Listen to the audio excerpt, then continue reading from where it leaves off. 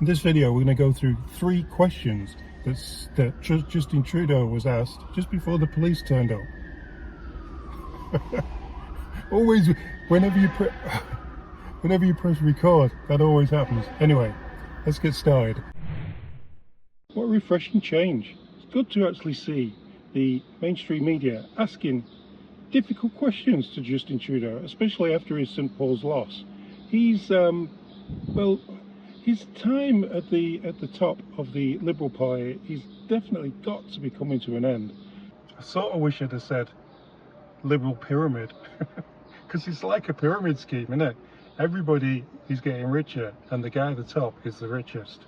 I do have a video I've got in the pipeline of him actually saying that no, it's not coming to an end, but I don't think his support is what it was even 2 years ago to what it is now. So let's have a listen to the first question that was asked to him in this bit of a ruffle up, to be honest. We understand you met with members of your caucus executive this week. What was your takeaway from that meeting?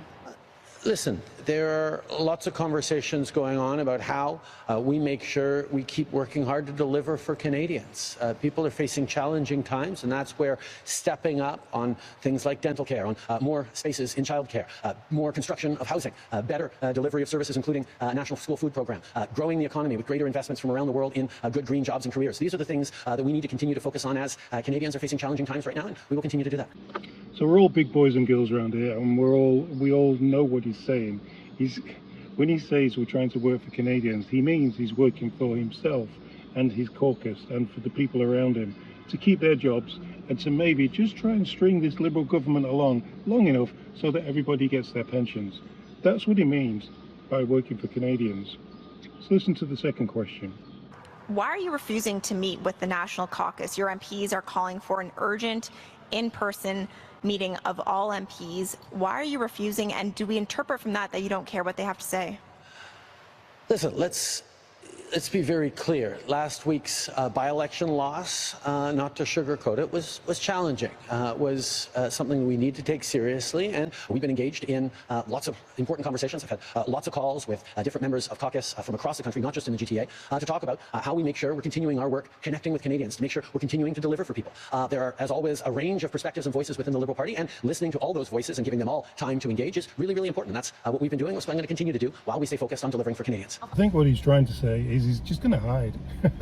He doesn't want to speak to anybody.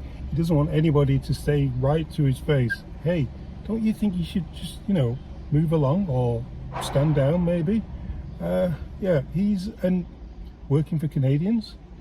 We've been through that. He's not working for Canadians. No, there's no way somebody who makes Canadians' lives more expensive and more difficult to live, even down to the fact that they have to pay for school meals for children because no one can afford to feed their own children, or some people can't afford to feed their own children. There's lineups at food banks. We've got MPs saying that we shouldn't even go on a road trip when the other MPs are flying around everywhere on freaking jets. Like, this government is just absolutely wacko.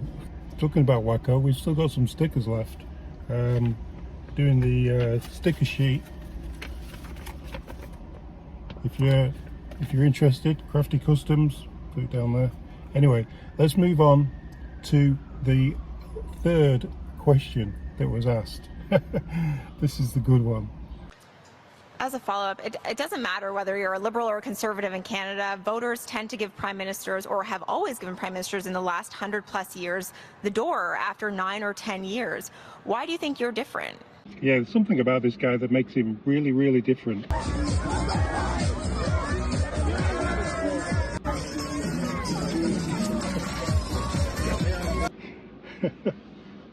Yeah, it's different. He's not just that though. It's other things that makes him very much different. So his cargo. It's other things that make him very, very much different, and that's the fact that he doesn't want to listen to anybody, and this is a prime minister that, even though we've seen some tweets and stuff saying that, oh yeah, the prime minister is this, that and the other, and he reads he doesn't read anything. If you don't actually go to his face and tell him what's happening in Canada, he's not got a clue. He won't read any reports from the RCMP or anybody, will he? That's been proven. They've actually proven that in court now, that he doesn't read anything from anybody about anything to do with Canada. Listen, there is a challenge faced by democracies all around the world right now. Whether we look at what's going on in France, whether we look at the election in the United States, whether we look at any democracy around the world, where we are seeing increasing challenges to people's well-beings, greater anxieties, an erosion of democratic principles and rights. And that is exactly why people don't like the Liberals, because the Liberals call what is democratic, what was a vote, what is asking for freedoms and for living our lives like, you know, like free people would like to live their lives, without any mandated EVs or without being taxed to the hilt because of some regime or ego that the environment minister may have. And they call out anything that goes against what's liberal as being, well, non-democratic, when it is democratic. It is. This is the most annoying part about anything that Trudeau and the Liberals do, and any Liberals in any country they do. It's by calling out the citizens of their country for not being democratic, and for being bad people. Was it small, cruel, and cold? For not voting Liberal. Anything else is a bad thing in their book. It's not. It's just people don't want what you're offering. Your store will be closed very soon because people don't want what you're selling. This is a really important time for governments to step up and deliver concretely for citizens, to restore and encourage faith in the institutions that are there, to deliver things like more childcare spaces, to deliver better access to dental care for people who don't have insurance, to deliver more housing with the most ambitious housing plan this country has ever seen. These are the things that we need to stay focused on, and that's exactly what I'm working hard on right now. We all know all he's saying is he just wants to redistribute the wealth from the middle class to the lower income people, which, yeah, that's communism, I guess. That's what he wants. He wants everybody in Canada to just be the same as any other communist country. He wants to take the money from anybody who works hard and gives it to people who don't want to work at all. That's the way the Liberal government's working in Canada. That's the way they want to run into the next election with.